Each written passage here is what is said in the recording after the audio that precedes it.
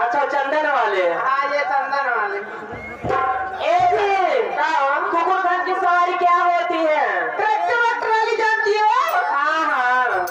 Tractor के पीछे जो इतना सा छेद होता है, आपको सब देख लिया, लौंडा जानते हो। अच्छा जो गुंडा घुसा रहता है तो उसी में जो ट्राली का जॉइंट नहीं होता है, उसी में गुल्ला पड़ता है।